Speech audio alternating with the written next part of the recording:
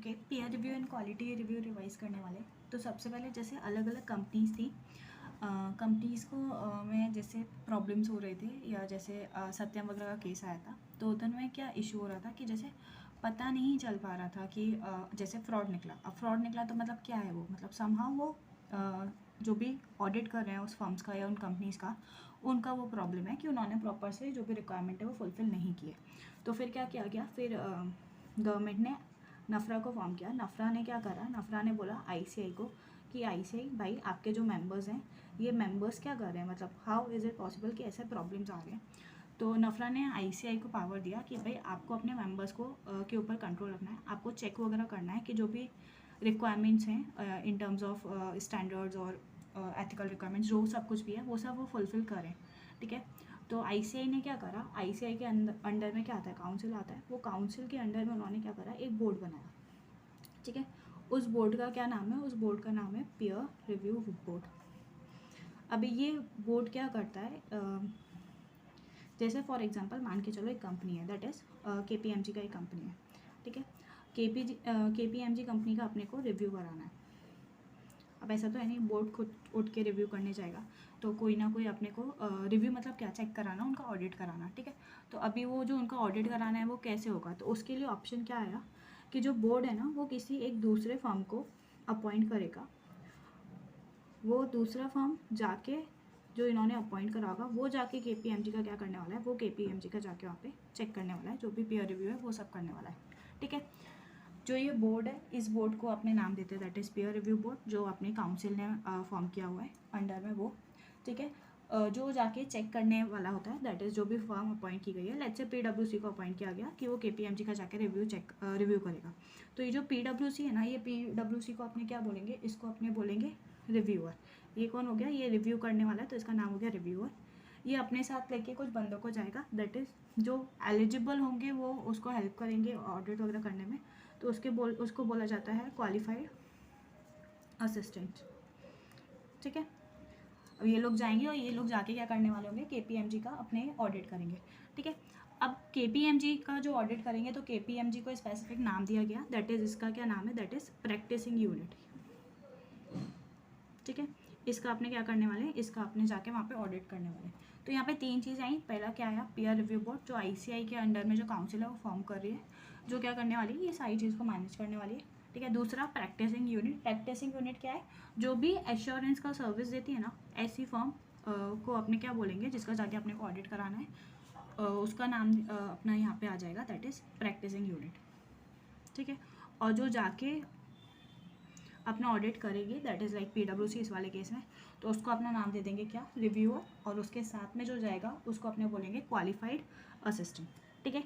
ये गए केपीएमजी में उसका रिव्यू वगैरह करके आए, एंड देन उसके बाद ये रिपोर्ट्स निकालेंगे और वो रिपोर्ट्स लाके इसको सबमिट करेंगे, बोर्ड को सबमिट करेंगे, ये इसको क्या करने वाले, रिपोर्ट करने वाले, ठीक है। तो इस तरीके से अपना क्या है, पीयर रिव्यू का काम चलता है। दैट इज़ पीयर रिव्यू मतलब क्या, एक ऑडिट फर्म का रिव्यू क्या कर रहा है, कोई दूसरा ही ऑडिट फर्म कर रहा है, तो दैट इज़ आपस में दोनों कौन हो गए, पीयर हो गए, तो पीयर रिव्यू उसके हिसाब से उसका नाम हो गया, ठीक है। अब जो पीयर रिव्यू है ना, ये जो बोर्ड आपने बनाया, इसके लिए कुछ कंडीशंस हैं, या कुछ ऐसा बोलेंगे कि जो बोर्ड है वो बोर्ड में क्या मेंबर्स होने चाहिए या क्या होना चाहिए, या जो मीटिंग वगैरह होगी वो मीटिंग कैसे होगी, उसके बारे में बात की गई है। तो जो भी पीयर रिव्यू बोर्ड है, तो पीयर रिव्यू बोर्ड को बनाने कौन जाएगा, तो सबसे पहले आईसीआई के अंदर जो काउंसिल है, वो काउंसिल ही क्या करेगी, वो फॉर्म करेगी का पीयर रिव्यू बोर्ड को, इन शॉर्ट में अपने पीआर भी बोलने वाले, ठीक है। इसके लिए क्या बोला गया है, इसके लिए बोला गया है कि भाई कुछ मिनिमम मैक्सिमम ऐसे नंबर का रिक्वायरमेंट है जो आपको फॉलो करना है, जो आपको फुलफिल करना है। तो सबसे पहले पीआरबी में क्या होने चाहिए, पीआरबी में मिनिमम कितने नंबर्स होने चाहिए, तो they are minimum 6 members. Maximum का कोई लिमिट है क्या, तो हाँ, मैक्सिमम का लिमिट है 12 मेंबर्स, कि भाई मैक्सिमम से मैक्सिमम कितना होना चाहिए, 12 मेंबर्स होने चाहिए, ठीक है। इनको भी अपॉइंट कौन करेगा, तो इनको भी अपना अपॉइंट करता है आईसीआई का काउंसिल, इनका अपॉइंटमेंट भी वही करने वाला है, बोर्ड के अंदर में जो मेंबर्स रहेंगे उनका, ठीक है। अच्छा, अब इसके अंदर क्या कोई आईसीआई काउंसिल के भी मेंबर रह सकते हैं, तो हाँ, इसके लिए स्पेसिफिकली बोला हुआ है कि भाई minimum not less than 50% member अपने होने चाहिए, कहाँ से, अपने आईसीआई काउंसिल से ही होने चाहिए। तो 50% लोग तो वहीं के ही हैं, देन एक्स्ट्रा जो आप बाहर से अपॉइंट करना चाहो आप उनको अपॉइंट कर सकते हो, जिन लोगों के पास भी दैट इज़ इंटीग्रिटी और वो सारी कंडीशन फुलफिल कर रहे हो वो लोग, ठीक है। अब इस काउंसिल ये जो बनाई आपने, बोर्ड बनाया, इस बोर्ड के अंदर कोई ना कोई मेंबर होगा। मेंबर्स तो ये हुए। अभी मेंबर्स के साथ साथ और कौन होगा, तो दैट इज़ एक चेयरमैन होगा और एक वाइस चेयरमैन होगा। ठीक है। इसको भी कौन अपॉइंट करेगा, तो इसको अपॉइंट भी ICI काउंसिल करेगा। जो भी आपने मेंबर्स ढूंढे, ये मेंबर्स के अंदर से ही कौन बनने वाला है, एक चेयरमैन बनने वाला है और एक वाइस चेयरमैन बनने वाला है और बोर्ड का। ठीक है। अब ये इतना जो है, ये इस तरीके से पूरा बोर्ड फॉर्म होगा। ठीक है। अब ये लोग जो अपॉइंट हो गए, ये कब तक के लिए अपॉइंटेड रह सकते हैं, तो दैट इज़, अगर अपने बात करें तो इनका टर्म कितना है अपॉइंटमेंट का। तो देखो, इसके लिए ऐसा बोला गया है कि अब 6 से 12 तक का लिमिट है। तो मेंबर्स तो कितने भी हो सकते हैं, ज़्यादा भी हो सकते हैं, कम भी हो सकते हैं। तो इसमें क्या बोला है, इसमें ऐसा बोला है कि जितने भी आपके टोटल नंबर ऑफ़ मेंबर्स रहेंगे, ठीक है, उसमें से आपको 2/3 मेंबर्स निकालने हैं। जैसे फॉर एग्जांपल 12 मेंबर्स रहे, तो 12 का अपने क्या करने चाहिए, 2/3 करने चाहिए। दैट इज़ अपना 8 मेंबर्स आ गए। ठीक है। उनको हमें कब तक के लिए रखना है, तो उनको हमें रखना है या तो 3 ईयर्स के लिए, या फिर जितना उनका टर्म होगा काउंसिल में रहने का। ठीक है। उन दोनों में से जो भी अर्लियर ख़त्म हो रहा होगा, वहाँ तक के लिए ही वो क्या कर सकते हैं, वो अपने पीयर रिव्यू बोर्ड में एज अ मेंबर रह सकते हैं। ठीक है। इतने टाइम के लिए उनका टर्म ऑफ अपॉइंटमेंट रहता है। जो भी चेयरमैन और वाइस चेयरमैन हमने बनाए, इनको हमें क्या करना पड़ेगा, इनको हमेशा हर साल के साल हमें रोटेट करना रहेगा। और रोटेट भी करेगा कौन, तो दैट इज़ हमारा ICI काउंसिल ही इसको रोटेट करने वाला है। ठीक है। अच्छा, अपने ICI काउंसिल के मतलब अपने ये ICI में एक होता है ना, दैट इज़ डिसिप्लिनरी कमेटी और डिसिप्लिनरी बोर्ड। तो जो भी ये मेंबर्स अपने बनने वाले हैं, ये मेंबर्स कभी भी कहाँ के नहीं हो सकते। तो ये मेंबर्स हमारे कभी भी डिसिप्लिनरी कमेटी के या डिसिप्लिनरी बोर्ड के नहीं हो सकते। ठीक है। दैट वो मेंबर्स को अलाउड नहीं है, ये पीयर रिव्यू बोर्ड का पार्ट नहीं बन सकते। ठीक है। देन अगर अपने बात करें, तो अब कोई बोर्ड बनाए, तो बोर्ड बनाए तो वो मीटिंग वगैरह भी करने वाला होगा। तो मीटिंग के लिए क्या बोला हुआ है, तो मीटिंग के लिए ऐसा बोला हुआ है कि देखो, सबसे पहले मीटिंग होगी तो हमें क्या चाहिए होता है, दैट इज़ जो बेसिक रिक्वायरमेंट है, दैट इज़ कोरम। तो कितना कोरम होना चाहिए, तो जितने भी आपने मेंबर्स रखे हैं, ठीक है, वो मेंबर्स का आपको एटलीस्ट 1/3 मेंबर्स चाहिए, कि भाई एटलीस्ट 1/3 मेंबर्स तो प्रेजेंट होने चाहिए। और 3 मेंबर्स तो मिनिमम आपको चाहिए ही चाहिए। जो 3 मेंबर्स का लिमिट बोला हुआ है, वो चेयरमैन और चेयरमैन नहीं है तो फिर जो भी वाइस चेयरमैन है, उनको मिला के बोला हुआ है कि टोटल में आपको 3 मेंबर्स होने चाहिए। और उतने, या फिर आपके जो भी मेंबर्स का 1/3 है, तो उनको अपने काउंट करेंगे जब भी हमें कोरम का रिक्वायरमेंट चाहिए। मतलब अब मान के चलो जैसे 6 मेंबर हैं, जो कि मिनिमम का रिक्वायरमेंट कितना था, मिनिमम का रिक्वायरमेंट 6 था।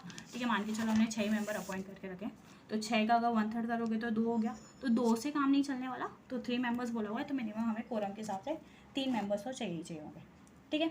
इसके बाद अगर अपने बात करने चाहें, तो कोरम हो गया। ठीक है। इसके बाद क्या बोला था, अच्छा मान के चलो अगर कोरम अवेलेबल नहीं रहती है, तो अपने को क्या करने का मीटिंग का, तो उसके लिए ऐसा बोला हुआ है कि आप अगर अवेलेबल नहीं है और कब तक का टाइम दिया हुआ है, तो आधे घंटे का, हाफ एन आवर का टाइम दिया हुआ है।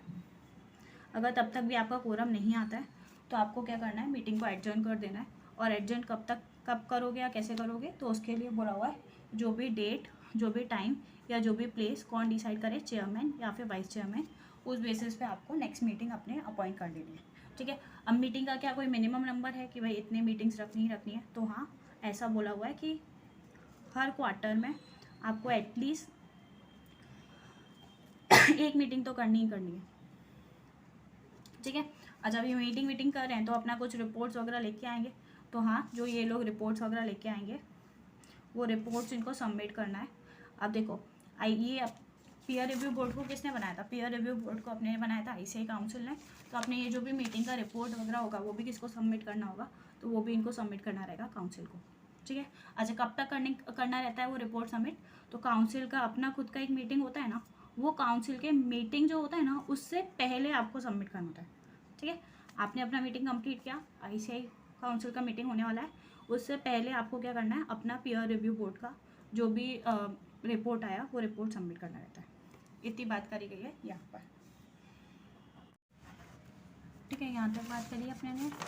देन इसके बाद, अच्छा हाँ, पीयर रिव्यू बोर्ड में अगर कोई भी वैकेंसी होती है, तो वैकेंसी भी कौन फिल करेगा, तो वैकेंसी भी हमारा फिल करने वाला है, दैट इज़ ICI काउंसिल। ठीक है। इसके बाद अपने जैसे बात कर रहे हैं कि पीयर रिव्यू बोर्ड बनेगा, वो जाके अपना ऑडिट करेगा। जैसे फॉर एग्जांपल हमने यहाँ पे लिया था KPMG का अपने ऑडिट कराएंगे वैसा। तो क्या ऐसे सारे CA फर्म्स को अपना रिव्यू कराना ज़रूरी है? तो नहीं, बोला हुआ है अगर आप वो लिमिट में फॉलो करो देन ओनली आपको ऑडिट कराने का रिक्वायरमेंट पड़ेगा, ठीक है। तो अगर हम KPMG का एग्जांपल लें, मतलब KPMG को हमने क्या बोला है, मतलब KPMG का एक्चुअल में नाम क्या है, तो वो नाम है हमारा क्या, प्रैक्टिसिंग यूनिट। तो कौन से practising unit, practising unit basically क्या है, CA फर्म। तो वो CA फर्म कौन से CA फर्म्स को अपने को रिव्यू कराना ज़रूरी है अगर ऐसे बात करेंगे। तो उसके लिए बोला है, लिमिट स्पेसिफाइड है, ईयर वाइज बोला हुआ है कि अगर आपका इतना रहता है तो आपको ऑडिट रिव्यू कराना है, अदरवाइज आपको नहीं कराना। तो दैट इज़, नाम क्या था उसका, तो प्रैक्टिसिंग यूनिट, ठीक है। तो प्रैक्टिसिंग यूनिट का आपको कब कब बात करें कि कब कब हमें रिव्यू कराना रहता है, तो उसको हमने 4 पार्ट्स में डिवाइड किया हुआ है। तो सबसे पहला पार्ट जो बनता है वो पार्ट है अपना ईयर 1 अप्रैल 2022 से स्टार्ट हो रहा है, देन एक एक ईयर अपने आगे मूव करता जाएगा वैसे, ठीक है। तो 1 अप्रैल 2022 में किसको अपना कराना है, तो ऐसे CA फर्म्स, ऐसे प्रैक्टिसिंग यूनिट्स, ठीक है, जो क्या करते हैं, स्टैट ऑडिट करते हैं। स्टैट ऑडिट किसका करते हैं, तो वो स्टैट ऑडिट करते हैं लिस्टेड कंपनीज़ का। अब लिस्टेड कंपनीज़ कहाँ पे लिस्टेड है, या तो अपने इंडिया में लिस्टेड है या फिर अपने क्या बाहर में लिस्टेड है, ठीक है। और क्या लिस्टेड है, तो या तो उनके इक्विटी लिस्टेड हो रखे हैं या उनके क्या हो रखे हैं, डेट लिस्ट हो रखे हैं। तो उनका अगर आप ऑडिट करते हो, उनका स्टैट ऑडिट करते हो, तो उनका आपको उन वाले फर्म्स को अपना क्या कराना पड़ेगा, उनको अपना पीयर रिव्यू कराना पड़ेगा। कब से, and that is 1 April 2022, that is first phase. Then second phase के लिए अगर अपने बात करें, फिर उसके बाद कब किसको अपने को कवर किया गया, तो उसके बाद सेकेंड फेज़ में अपनी बात आई 1 अप्रैल 2022 हो गया। देन उसके बाद बात आएगी किसकी, तो दैट इज़ ऑन 1 अप्रैल 2023, ठीक है। इसके लिए किसको बोला गया, तो इसके लिए वही CA फर्म्स। अब देखो यहाँ पे क्या लिस्टेड कंपनी कवर हो गई ऊपर वाले केस में, तो यहाँ पे किसके लिए बात की गई, यहाँ पे बात की गई अनलिस्टेड पब्लिक कंपनीज के लिए, ठीक है। आप क्या करते हो, आप इन लोगों का स्टार्ट ऑडिट करते हो, तो उसके लिए आपको क्या करना है, आपको अपना पीयर रिव्यू कराना पड़ेगा। सारे अनलिस्टेड पब्लिक कंपनी के लिए क्या, तो नहीं, द लिमिट स्पेसिफाइड है। लिमिट क्या है, पेड अप शेयर कैपिटल, ठीक है। पेड अप कैपिटल कितनी रहती है, नॉट लेस देन अपना 500 करोड़, ठीक है। टर्नओवर के लिए बोला हुआ है same, not less than 1000 CR।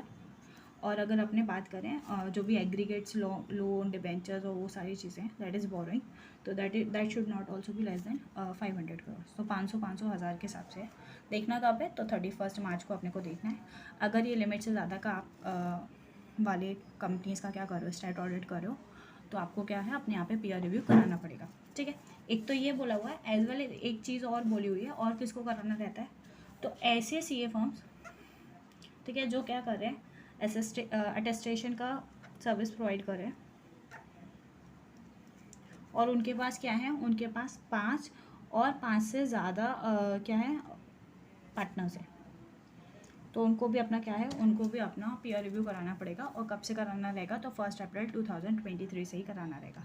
That is first phase. Second phase हो गया, देन उसके बाद थर्ड फेज़ आया। थर्ड फेज़ में किसको कवर किया, तो थर्ड फेज़ में अपने इन्हें कवर किया, ठीक है। ऐसे प्रैक्टिसिंग यूनिट या ऐसे अपने CA फर्म्स के लिए बोला हुआ है, ठीक है, जो क्या कर रहे हैं, जो स्टैट ऑडिट कर रहे हैं। और किन का स्टैट ऑडिट कर रहे हैं, तो ऐसे एंटिटीज़ जिन लोगों ने फंड रेज किया हुआ है।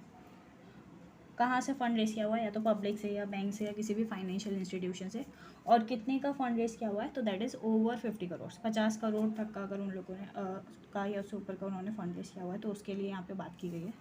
देन किसी से भी, ठीक है, एक ये पॉइंट है। और में बोला हुआ है किसका करना है आपको, ऐसे कॉर्पोरेट्स, मतलब आप ऐसे स्टैट ऑडिट का ऐसे कंपनीज़ का स्टैट ऑडिट करो जो क्या है, जो बॉडी कॉर्पोरेट है या फिर इंक्लूडिंग ट्रस्ट है, ठीक है, जिसका क्या है, जो कि कवर हो रही है कैसे, as a public interest entities, ठीक है। तो उनके लिए भी आपको क्या कराना है, उनको भी अपना पीयर रिव्यू कराना है। अच्छा, ये कब से कराना है, तो यहाँ पे 2 ईयर्स कवर हो रहे थे। एक ईयर कौन सा आ रहा था, एक आ रहा था 1 अप्रैल 2022, और एक क्या आ रहा था, 1 अप्रैल 2023।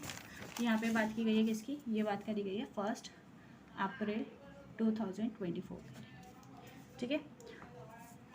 अच्छा, 2 हो गए। तीसरा पॉइंट, जैसे वहाँ पे मिनिमम मेंबर्स थे 4, यहाँ पे मेंबर्स के लिए दे दिया है कितना लिमिट, तो यहाँ पे मेंबर्स के लिए दे दिया है 4 मेंबर्स का लिमिट, 4 और मोर। ठीक है, क्या कर रहे हैं, वही अटेस्टेशन का सर्विस प्रोवाइड कर रहे हैं, तो उन लोगों को भी अपना क्या करना है, पीयर रिव्यू करना है। ठीक है, 3 फेज़ हो गए, दैन चौथा फेज़ आया, वो फेज़ आया 1 अप्रैल 2025 से। ठीक है, 1 अप्रैल 2025 से कब मैंडेटरी हो जाएगा, अगर आप क्या करते हो, आप ऑडिट करते हो, और किसका ऑडिट करते हो, branches of public sector banks. ठीक है, जो भी पब्लिक सेक्टर बैंक्स हैं उनका आप ऑडिट करने जा रहे हो, तो उसके लिए आपको क्या है करते हो, तो उसके लिए भी आपको पीयर रिव्यू कंपलसरी हो जाएगा। ठीक है, और दूसरा पॉइंट क्या बोल दिया, वही मेंबर्स जो अटेस्टेशन का सर्विस प्रोवाइड करते हैं, और आपके जो भी फॉर्म है उसमें कितने मेंबर हैं, 3, और या फिर 3 से ज़्यादा मेंबर्स हैं, तो उनके लिए कंपलसरी है। कब से, 1 अप्रैल 2025। ठीक है, एक पॉइंट और बोला हुआ है, वो ये बोला हुआ है कि अगर आपके पास ऑलरेडी पीयर रिव्यू सर्टिफिकेट है और ड्यू टू दीज लिमिट्स आप पे एलिजिबिलिटी भी क्राइटेरिया मैच हो गया कि भाई आपको अभी रिव्यू कराना है, और क्योंकि ऑलरेडी आपके पास सर्टिफिकेट है, तो क्या आपको दोबारा से पीयर रिव्यू कराने की ज़रूरत है, तो नहीं है, क्योंकि अभी तो आपके पास सर्टिफिकेट है। वंस जब भी ये सर्टिफिकेट एक्सपायर हो जाएगा, उसके बाद आपको दोबारा से पीयर रिव्यू कराना पड़ेगा। नॉर्मल बेसिक सा ऐसा पॉइंट बोला हुआ है।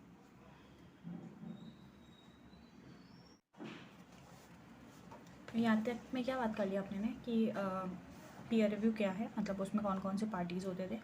देन सबसे पहले पीयर रिव्यू बोर्ड में क्या कंडीशन है जो फुलफ़िल करनी है बोर्ड को, मतलब कितने members minimum maximum, and then फिर जिसका अपने को रिव्यू कराना है, दैट इज़ पीयर रिव्यू कराना है, वो पीयर रिव्यू किन को कराने का रिक्वायरमेंट है, तो वो ईयर वाइज अपने ने बाइफर्केशन कर लिया 4 फेस में। ठीक है, इसके बाद नेक्स्ट जो उसमें एक पार्टी थी, दैट इज़ रिव्यूअर। रिव्यूअर कौन था कि मतलब the one who is going to be review the CFM of the review the practising unit, मतलब जो दूसरे प्रैक्टिसिंग यूनिट का रिव्यू करने वाला है, दैट इज़ रिव्यूअर। तो क्या रिव्यूअर कोई भी बन सकता है, मतलब तो नहीं, रिव्यूअर के लिए भी कुछ कंडीशन है। तो वो क्या कंडीशन है, तो सबसे पहले देखो, आपको अगर रिव्यूअर बनना है तो आपके पास क्या होना चाहिए, आप मेंबर होने चाहिए, और मेंबर भी कैसे, इन प्रैक्टिस वाले मेंबर होने चाहिए। ठीक है, मतलब COP होना चाहिए आपके पास, और कितने साल के लिए COP, कितने साल हो गए हो आपको, तो 7 ईयर्स आपके मिनिमम कंप्लीट हो गए हो तो आप बन सकते हो। अच्छा, किस में होना चाहिए, दैट इज़ इंपॉर्टेंट। पहले इधर ऑडिट एक्सपीरियंस होता था, अभी इधर ऑडिट नहीं है, अभी इधर अश्योरेंस है। मतलब अगर आपको अश्योरेंस का प्रैक्टिस एक्सपीरियंस है तो यू कैन बी 7 ईयर्स का प्रैक्टिस अश्योरेंस का आपके पास एक्सपीरियंस है, तो you can be the reviewer, पहली चीज़। दूसरा, अच्छा मान के चलो कोई 7 साल से प्रैक्टिस में नहीं है, पर हाँ उसने पहले जॉब वगैरह की हुई है, इंडस्ट्री वगैरह में था, तो क्या वो रिव्यूअर नहीं बन सकता, बन सकता है। अगर कोई बंदा प्रैक्टिस से इंडस्ट्री में मूव किया है और करेंटली अभी वो प्रैक्टिस कर रहा है, तो उसके पास इंडस्ट्री का एक्सपीरियंस होना चाहिए, और इंडस्ट्री का भी किस चीज़ का, तो इंडस्ट्री में भी उसको ऑडिट का एक्सपीरियंस होना कितना चाहिए, तो वो है 10 ईयर्स के लिए उसको होना चाहिए। ठीक है, एज वेल एज उसके पास एटलीस्ट 3 ईयर्स का एक्सपीरियंस होना चाहिए। 3 ईयर्स का एक्सपीरियंस किस चीज़ का होना चाहिए, तो 3 ईयर्स का ऑडिट का एक्सपीरियंस होना चाहिए एज अ प्रैक्टिस में। ठीक है, कि भाई प्रैक्टिस करते करते उसको 3 साल हो गए और इंडस्ट्री में उसको 10 साल हो गए ऑडिट करते हुए, तो then he can also be a reviewer. तो ये 2 जने हो गए। और तीसरी चीज़, जो भी रिक्वायर्ड ट्रेनिंग है या फिर जो भी टेस्ट वगैरह लगते हैं वो आपने क्वालिफाई कर देने होने चाहिए। तो ये लोग कौन है, ये लोग अपने रिव्यूअर बन सकते हैं। डन। अच्छा, क्या ऐसा कोई रिक्वायरमेंट है कि मतलब ऐसे कोई भी प्रैक्टिस में तो क्या आपने उसको बना सकते हैं क्या रिव्यूअर, तो नहीं। उसके लिए क्या बोला हुआ है कि कुछ लोग हैं जो एलिजिबल नहीं होंगे for the appointment as a reviewer, तो वो लोग कौन कौन आते हैं, तो इन जनरल आपने देखने जाएँ तो जैसे फॉर एग्जांपल पहला कि भाई किसी के अगेंस्ट में अभी डिसिप्लिनरी एक्शन चल रहा है, तो भाई अगर डिसिप्लिनरी एक्शन चल रहा है तो आप कैसे रिव्यू कर सकते हो किसी दूसरे के प्रैक्टिसिंग यूनिट पर, तो एक वो लोगों के लिए मना है। दूसरा, अगर आप गिल्टी हो, किस चीज़ की गिल्टी हो, तो कोई भी प्रोफेशनल या फिर कोई भी अदर मिसकंडक्ट के, जो अपने वहाँ उसमें पढ़ते हैं ना, दैट इज़ प्रोफेशनल एथिक्स वाले चैप्टर में, तो उसके हिसाब से अगर आप गिल्टी हो तो उस हिसाब से भी आप क्या है रिव्यू नहीं कर सकते, पीयर रिव्यू नहीं कर सकते। ठीक है, तीसरा अगर अपने बात करें तो तीसरा, अगर आपको कन्विक्ट किया है, किसने कन्विक्ट किया है, तो कोर्ट ने कन्विक्ट किया है। ठीक है, चाहे मॉरल ट्रिब्यूट के लिए, ठीक है, जो और आप जिसमें इम्प्रिजमेंट के लिए भी आप चले गए वो सब, अच्छा चाहे इंडिया में हो चाहे इंडिया के बाहर हो, दोनों ही चीज़ों को यहाँ पे कवर किया गया है। चौथा पॉइंट बोला गया है कि भाई आपका कोई आप पार्टनर है जो कि हो, और या फिर आपका कोई कन्फ्लिक्ट ऑफ इंटरेस्ट आ रहा है आपका या आपके पार्टनर का, तो फिर उसके केस में कैसे आप प्रॉपर उसका रिव्यू कर पाओगे, तो इंडिपेंडेंस हर्ट हो जाएगी, वैसा वाला हिसाब है, तो उसके लिए नहीं हो पाएगा। चौथा फिर देन फिफ्थ पॉइंट, अगर आपने वहाँ से अपना आर्टिकल चेक किया हुआ है तो फिर आप फॉर श्योर आप जानते पहचानते हो, आप कैसे अच्छे से काम कर पाओगे, वो सब चीज़ें हो जाएगी। तो उसके लिए भी आप वहाँ का क्या बोलते हैं पीयर रिव्यू नहीं कर सकते। तो कितने पॉइंट्स हो गए? 5 पॉइंट। जो लोग एलिजिबल नहीं है किसके लिए, रिव्यू करने के लिए, ये रिव्यूअर नहीं बन सकते। एक बात और बोली गई है, जैसे फॉर एग्जांपल आपको रिव्यूअर बनाने के लिए यहाँ पे बोला गया, तो इसके 2 साल के बाद तक जहाँ का आप रिव्यू कर रहे हो ना, वहाँ का आप कोई भी काम एक्सेप्ट नहीं कर सकते, ठीक है। कोई भी प्रोफेशनल वर्क, आप प्रोफेशनल असाइनमेंट कोई भी आप एक्सेप्ट नहीं कर सकते। एज वेल एज जिसका आपको रिव्यू करने जाना है ना, वहाँ का आपने 2 साल पहले तक भी कोई भी प्रोफेशनल असाइनमेंट आपने एक्सेप्ट नहीं किया होना चाहिए, मतलब ना तो 2 साल पहले ना 2 साल बाद। तो उसके तो यहाँ तक मैं अपने ने बात कर ली किसके बारे में, दैट इज़ रिव्यूअर, ठीक है। एंड इससे पहले अपने ने देख लिया प्रैक्टिसिंग यूनिट, एंड देन फिर अपना क्वालिटी पीयर रिव्यू का बोर्ड। तो तीनों चीज़ें हो गई। जब अपने डिस्कशन स्टार्ट किया था दैट टाइम पे अपने ने देखा था कि यहाँ पे 4 जने आ रहे थे। कौन कौन 4 जने आ रहे थे? सबसे पहला पीयर रिव्यू बोर्ड आ रहा था, देन उसके बाद अपने ने प्रैक्टिसिंग यूनिट के लिए बात कर ली, दैट सी ए फॉर्म जिस पे अपने एलिजिबिलिटी लगने वाला है वो। तीसरा अपने ने बात कर लिया कि कौन रिव्यू कर सकता है। फिर चौथी चीज़ जो अपने ये जैसे PWC यहाँ पे, तो उसके लिए अपने ने बात कर ली। देन उसके बाद अपना जो नेक्स्ट आ रहा था दैट इज़ क्वालिफाइड असिस्टेंट। तो कौन जना है हो सकता है क्वालिफाइड असिस्टेंट, तो उसके लिए बात की गई है।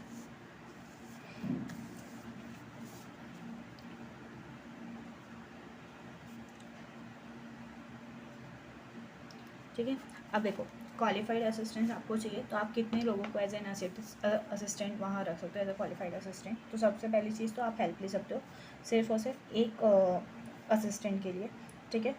और जो क्या होना चाहिए, जो वो भी सी होना चाहिए, ठीक है। एज वेल एज उसके ऊपर कोई भी डिस्क्वालिफिकेशन नहीं लगना चाहिए। वो डिस्क्वालिफिकेशन जो अपने पढ़ते हैं ना, सी एक्ट्स वाले डिस्क्वालिफिकेशन, तो वो वाले डिस्क्वालिफिकेशन ना लगे, ठीक है। तो वो अपना क्वालिफाइड असिस्टेंट बन सकता है, ठीक है। आपको जो भी क्वालिफाइड असिस्टेंट आप बनाना चाहते हो उसका नाम आप बताओगे, ठीक है। किसको बताने जाओगे? तो जो भी बोर्ड है उसको बताओगे, एज वेल एज जिसका आप रिव्यू करने जा रहे हो दैट इज़ प्रैक्टिसिंग यूनिट, तो प्रैक्टिसिंग यूनिट को भी अपने बताने जाएंगे, ठीक है। इसके अलावा अगर अपने बात करें तो जैसे इधर जैसे अपने बोला नहीं है, पर जो हमारा क्या रिव्यूअर है ना, उसको भी क्या है कॉन्फिडेंशियलिटी मेंटेन करना है। तो जैसे उसको मेंटेन करना है तो ये भी क्या करेगा, ये भी एक डिक्लेरेशन देंगे क्वालिफाइड असिस्टेंट किस चीज़ के लिए, कि ये भी क्या करने वाले, कॉन्फिडेंशियलिटी मेंटेन करने वाले। इसके अलावा अगर अपने बात करें तो जो इनका कोई भी डायरेक्ट इंटरफेरेंस नहीं होगा किसके साथ, बोर्ड के साथ या फिर वो प्रैक्टिस यूनिट के साथ, तो नो डायरेक्ट लिंकेज, ठीक है। और एज वेल एज अच्छा, क्या मैं किसी को भी क्वालिफाइड असिस्टेंट बना सकती हूँ? तो नहीं, ऐसा नहीं है। तो उसके लिए क्या बोला हुआ है, उसके लिए ऐसा बोला गया है कि ये कहाँ का होना चाहिए, तो ये उस पर्टिकुलर फर्म का ही होना चाहिए। फर्म कौन सी? वो जो भी रिव्यूअर के लिए फर्म चुनी गई है, तो वही वाली फर्म का ही होना चाहिए, ठीक है। चाहे वो वहाँ का पार्टनर हो, चाहे वो वहाँ का पेड असिस्टेंट हो, तो कोई भी हो वो वहाँ पे क्या कर सकता है, as an qualified assistant work कर सकता है। किसके साथ? तो रिव्यूअर के साथ, ठीक है। इसके अलावा अपने बात करें तो इन सबको क्या करना है, कॉन्फिडेंशियलिटी मेंटेन करना है। दैट इज़ मतलब इन जनरल वाला पॉइंट कि भाई अपने को कॉन्फिडेंशियलिटी मेंटेन करना है, मतलब सारे सीक्रेसी वगैरह को देखना है। तो उतनी ही चीज़ों को, मतलब किसी को आप डिस्क्लोज नहीं करने जाओगे कि जब तक मांगा नहीं जा रहा है कोई भी इन्फॉर्मेशन, चाहे बोर्ड ने मांगा या काउंसिल ने मांगा, तो ये आप उसको देके जाओगे, ठीक है। अगर आपने नॉन कंप्लाइंस किया ये कॉन्फिडेंशियलिटी वाला या नॉन सीक्रेसी वाले पॉइंट का, तो उसके केस में आपको डिफ़ॉल्ट माना जाएगा किसका, तो दैट इज़ प्रोफेशनल मिसकंडक्ट, जो अपने पढ़ते हैं किसमें, अपने वाले चैप्टर में पढ़ने जाते हैं ना, प्रोफेशनल एथिक्स वाली, तो वो वाली के हिसाब से अपना क्या मान लिया जाएगा, ये मान लिया जाएगा प्रोफेशनल मिसकंडक्ट, ठीक है। अच्छा, ये लोग जो भी हैं, ये सारे लोग जो कॉन्फिडेंशियलिटी है, ये इसके लिए एक डिक्लेरेशन सबमिट करते हैं, और वो डिक्लेरेशन कहाँ पे जाता है, तो वो डिक्लेरेशन जाता है फॉर्म नंबर 4 के अंदर। अच्छा, कॉन्फिडेंशियलिटी किस किस को मेंटेन करनी है, तो सबको मेंटेन करनी है, ठीक है। चाहे वो पीयर रिव्यू बोर्ड हो, चाहे वो क्वालिफाइड असिस्टेंट हो, ठीक है, चाहे वो प्रैक्टिसिंग यूनिट हो, सबको वो करनी है, ठीक है। तो सारे लोगों को साइन करना है, सारे मेम्बर्स को, एज वेल एज बोर्ड के जो भी पर्सन है उन लोगों को। तो यहाँ तक में अपने चारों पॉइंट्स क्लियर हो गए कि सबसे पहले तो पीयर रिव्यू क्या है, देन उसके बाद अपना क्वालिफाइड असिस्टेंट जो आपने देखा अभी वो, देन इसके बाद पीयर रिव्यू बोर्ड में क्या क्या कोरम होती है, कितने मिनिमम मैक्सिमम चाहिए, वो सारी चीज़ें, देन प्रैक्टिसिंग यूनिट किसका अपने को रिव्यू करना है वो, और कौन रिव्यू करने जाएगा वो। तो इतने अपने ने अभी तक में डिस्कशन कर लिया।